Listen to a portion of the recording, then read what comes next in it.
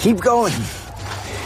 In the lead, Ricky faced the cathedral wall and flattened himself against it, tiptoeing along a stone ledge that ran the length of the wall, and inched himself out over the drop. Fuck. Once Ricky moved a few feet, Jack followed.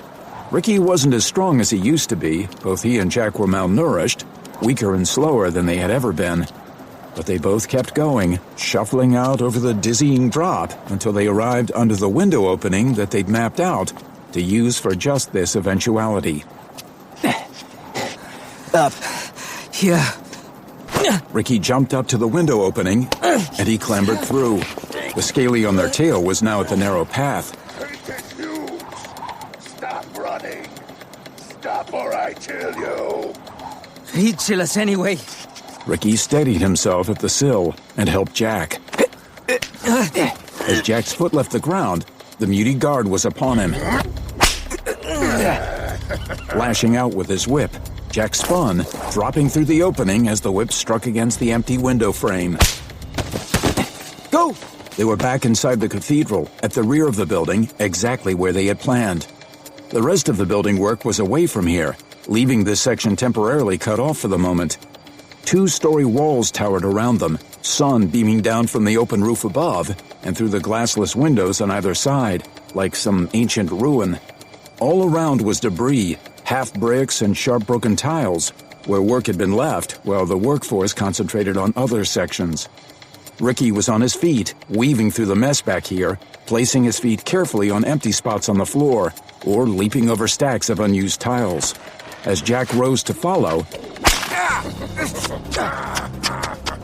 Jack's ankle was snagged by the scaly's whip, and he stumbled, falling flat on his face. Above Jack, their pursuer stood braced in the window opening, winding his whip up for a better grip. Gotcha. Jack felt himself being dragged back by the whip that had coiled around his foot. He didn't resist. Instead, he just let himself be pulled along, his arms drawing arcs across the dusty, debris-strewn floor as he went. Run, Ricky! Then, once the big scaly had dragged him close, Jack kicked out with his free foot, aiming up and outwards and striking the scaly low in the shin. The scaly toppled, losing his balance, and he fell back from the window frame.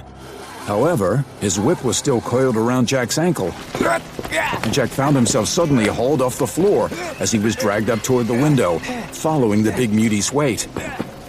Reaching his arms out, Jack tried desperately to halt his fall, grabbing the frame to either side as his attacker fell from the narrow ledge beyond and swung from the other end of the whip. Hume! We both die unless you pull me up. Except I'll live as I strong and you weak. Wedged painfully in place, Jack looked out and down at the depending Mutie and smiled. Not me. Below him, the scaly watched as Jack produced a triangular wedge of broken tile, a sharp-edged tile he'd snagged from the floor of the building he'd been ordered to scavenge in, and began to work it against the whip that was cinched around his ankle. Stroke by stroke, the whip began to fray. The Mutie glanced down below him, realizing that the 50 or more foot drop he faced was perhaps just a little more than he wanted to test his limitations of endurance against. The Mutie began to try to ascend the whip's length, repelled against the cathedral wall as he dangled above the rocks and treetops below.